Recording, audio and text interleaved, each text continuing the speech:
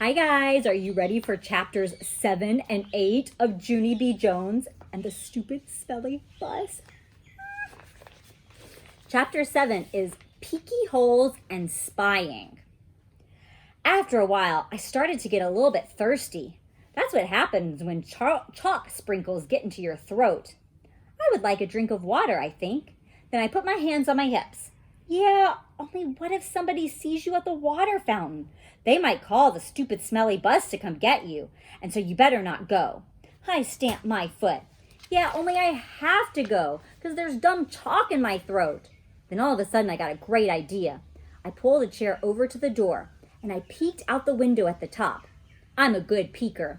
One time I peeked right into Grandpa Miller's mouth when he was sleeping, and I saw that dangly thing that hangs down in the back. I didn't touch it, though, because I didn't have a little stick or anything. That's why. Anyway, I didn't see anybody in the hall, and so I opened the door a crack, and I sniffed. Because when you sniff, you can smell if there's people around. I learned sniffing from my dog, Tickle. Dogs can smell everything. People can mostly just smell big smells, like stink and flowers and dinner. Nope, don't smell anyone, I said. I ran to the water fountain, and I drank for a long time. And nobody tapped me and said, "Hurry up, girl."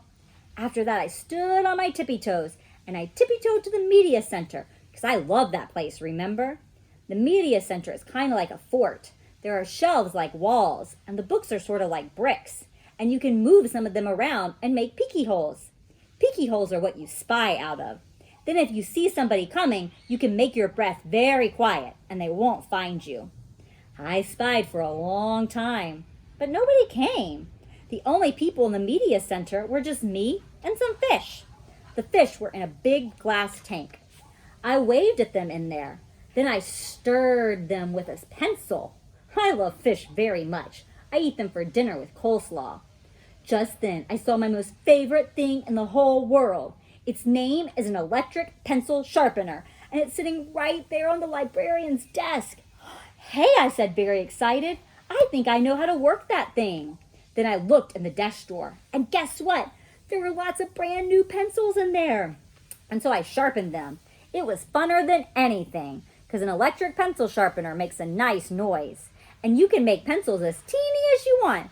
You just keep pushing them into the little hole, and they just keep getting teenier and teenier. It doesn't work on crayons, though. I tried a red one.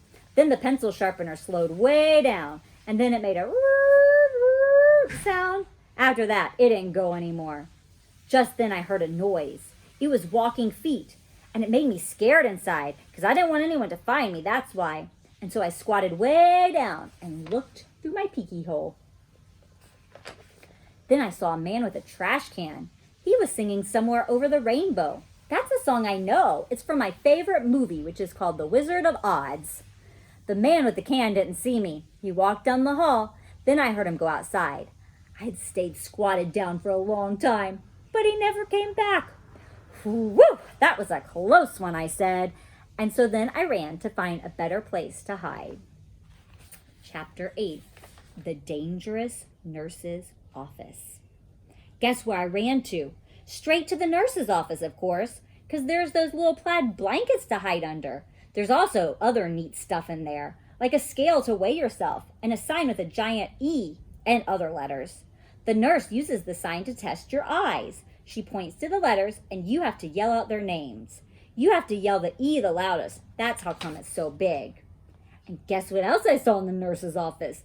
Band-Aids, that's what! I love those guys! They were on top of the desk, and so I opened the lid and sniffed them. I said, because Band-Aids smelled just like a brand new beach ball. Then I dumped them out. They were the most prettiest Band-Aids I ever saw. They were red and blue and green and also yellow, which is the color I hate. And there were different shapes, too. There were squares and circles, and some were a very long kind, which are called tangles, I think. I put a green circle on my knee. That's where I fell down on the sidewalk last week. It's mostly all better now. But if I press it very hard with my thumb, I can still make it hurt. After that, I put a blue tangle on my finger. That's where I got a splinter from the picnic table. Mother pulled it out with tweezers, but there's still some table in there, I think. Also, I put a red square on my arm. That's where Tickle scratched me, because I got him all wound up. Just then I saw the nurse's purple sweater. It was hanging on her chair. I put it on. "Now I'm the nurse," I said. Then I sat down and I pretended to call the hospital. "Hello, hospital, it's me, the nurse. I need some more Band-Aids and some aspirins and some cherry cough drops, only not the kind that make your mouth feel freezy. And I need some lollipops for when kids get needles. Also, I need a little stick or something in case I have to touch that dangly thing that hangs down in your throat." Then I pretended to call room 9. "Hello, Mrs. Please send that Jim to my office. I have to give him a shot." Yikes.